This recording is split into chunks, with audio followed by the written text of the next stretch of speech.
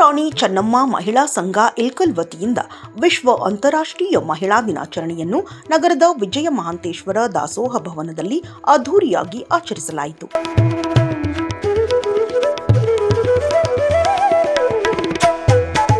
ಕಾರ್ಯಕ್ರಮವನ್ನು ಗುರುಮಹಾಂತ ಶ್ರೀಗಳು, ಸಂಘದ ಅಧ್ಯಕ್ಷೆ ರೇಣುಕಾ ವಿರೂಪಾಕ್ಷ ದಿನ್ನಿ, ಉಪಾಧ್ಯಕ್ಷೆ ಲತಾ ಚಂದ್ರಹಾಸ್ ಹೆರೂರ್, ಕಾರ್ಯದರ್ಶಿ ಸಾವಿತ್ರಿ ಹವಾಲ್ದಾರ್, ಮುಖ್ಯ ಅತಿಥಿಯಾಗಿ ಆಗಮಿಸಿದ್ದ ಶಿಕ್ಷಕಿ ವಿಜಯಲಕ್ಷ್ಮಿ ರಾಜೂರು ದೀಪ ಬೆಳಗಿಸುವ ಮೂಲಕ ಮತ್ತು ಬಸವಣ್ಣ ಹಾಗೂ ರಾಣಿ ಚೆನ್ನಮ್ಮನ ಭಾವಚಿತ್ರಕ್ಕೆ ಪುಷ್ಪಾರ್ಚನೆ ಮಾಡುವ ಮೂಲಕ ಕಾರ್ಯಕ್ರಮವನ್ನು ಉದ್ಘಾಟಿಸಿದರು.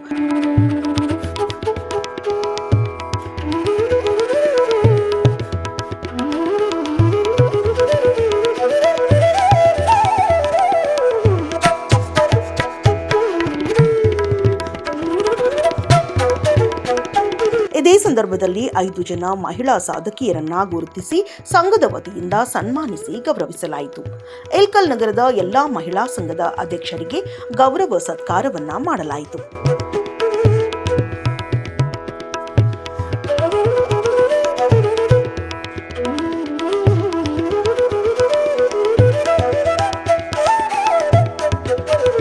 ಅದರಂತೆ ವಿವಿಧ ನೃತ್ಯ ರೂಪಕಗಳನ್ನ ಮಾಡಿ ಎಲ್ಲರ ಗಮನವನ್ನ ಸೆಳೆದರು.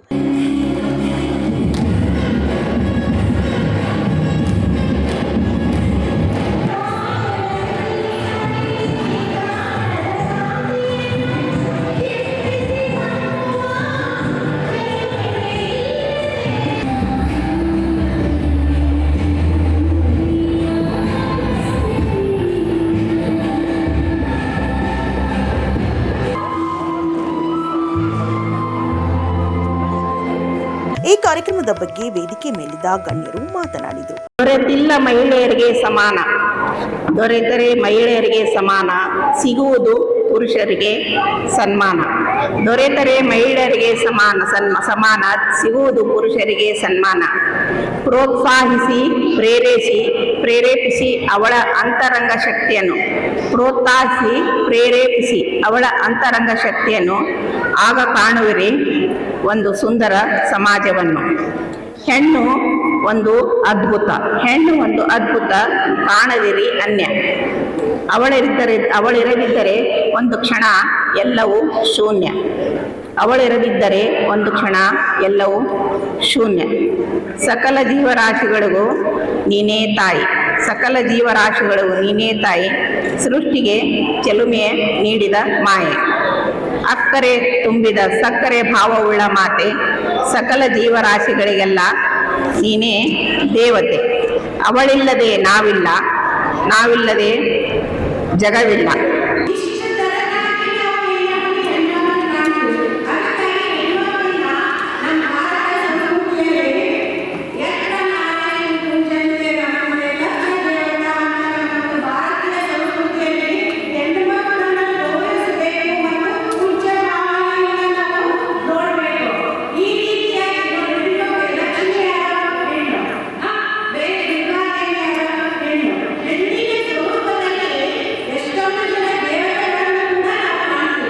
ಮಹಿಳಾ ದಿನಾಚರಣೆಯನ್ನು ಆಚರಿಸುವಂತಹ ಅವಶ್ಯಕತೆ ಯಾಕೆ ಬಂತು?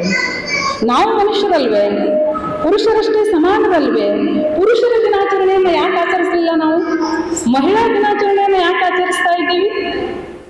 ಆ ಒಂದು ಹಿನ್ನೆಲೆಯನ್ನ ನೋಡ್ತಾ ಹೋದ ಹಾಗೆ ಮನುಷ್ಯನ ನಾಗರಿಕ ಹಂತದಿಂದ ಹಿಡಿದು ನವಯುಗದವರೆಗೂ ಮಾನವನ ಇತಿಹಾಸವನ್ನು ಸೂಕ್ಷ್ಮವಾಗಿ ಅವಲೋಕಿಸಿ ನೋಡಿದಾಗ ಬಹುಶಃ ಸ್ತ್ರೀ ಅನುಭವಿಸಿದಷ್ಟು ತಲ್ಲಣಗಳನ್ನು, ಯಾತನೆಗಳನ್ನು, ಹಿಂಸೆಯನ್ನು ಮನುಷ್ಯನಾಗಿದ್ದುಕೊಂಡು ಬೇರಾವ ಜೀವಿಯು ಅನುಭವಿಸಿರಲಾರ ಅನ್ನುವಂಥದ್ದು ನನ್ನ ಅಭಿಪ್ರಾಯ.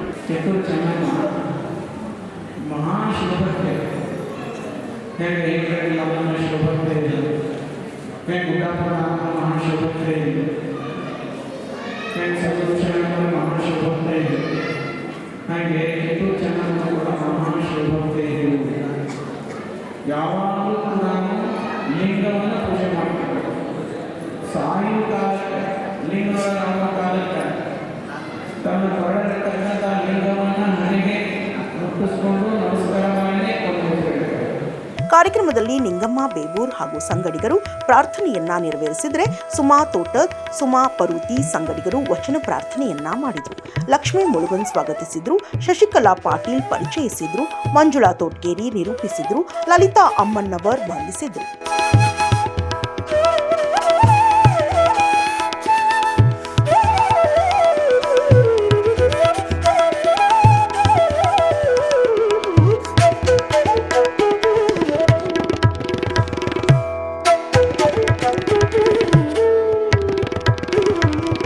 ಇನ್ನಷ್ಟು ಅಪ್ಡೇಟ್ಗಳಿಗಾಗಿ ಫಾಲೋ ಮಾಡಿ ವಿಜಯ ಧ್ವನಿ ನ್ಯೂಸ್.